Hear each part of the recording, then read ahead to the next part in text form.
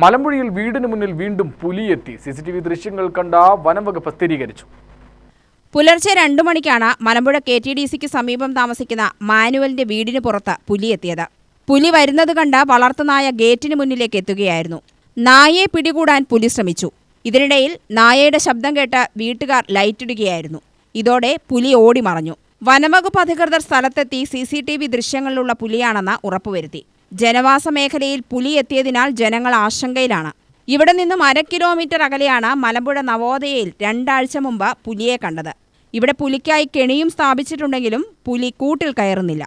രാത്രി ഒരു 2 മണിയായപ്പോഴത്തേന് പട്ടി നായ കുരയ്ക്കുന്നത് കേട്ടു. അപ്പോൾ സാധാരണ കുരയ്ക്കുന്ന പോലെ കുരയ്ക്കുന്നതെന്ന് കരുതി ഇത്തിരി കഴിയുമ്പോഴത്തേക്കും അതിനെ നിലവിളിക്കുന്നത് കേട്ടു.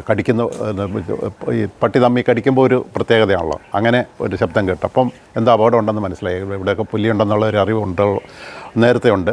അപ്പോൾ ഞാൻ എൻ്റെ ഭാര്യയും കൂടെ വിളിച്ചിട്ട് ഞങ്ങൾ ലൈറ്റെല്ലാം ഓണാക്കിയപ്പോഴത്തേന് നായ തിരിച്ചോടി നമ്മുടെ വീടിൻ്റെ വാതിക്കലേക്ക് വന്നു.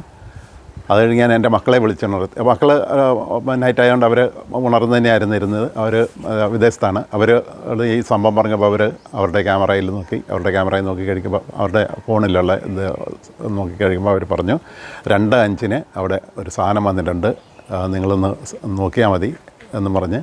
പിന്നെ അവർ പറഞ്ഞ പോലെ ഞങ്ങൾ ക്യാമറ ചെയ്ത് TV യിൽ നോക്കി കഴിക്കുമ്പം ഇത് വരുന്നതും കണ്ടു.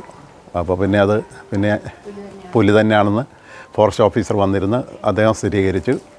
ആൾക്കാരൊക്കെ വന്നു, കണ്ടവരൊക്കെ അത് പുലി തന്നെയാണ് എന്നാണ് പറഞ്ഞിരുന്നത്. അപ്പോൾ ഫോറസ്റ്റ് ഓഫീസറോട് ഞാനൊരു സജഷൻ വെച്ച്, ഈ പട്ടി അവർക്ക് കിട്ടിയില്ല, പട്ടി ചത്തില്ല. അതുകൊണ്ട് മിക്കവാറും ചിലപ്പോൾ ഇനി അതിനെ തന്നെ തിരക്കി വന്നേക്കാൻ സാധ്യതയുണ്ട്. അപ്പോൾ ഇവിടെ ഒരുപാട് ആൾക്കാർ ഒരുമിച്ച് താമസിക്കുന്ന ഒരു ഏരിയയാണ് ഇവിടെ.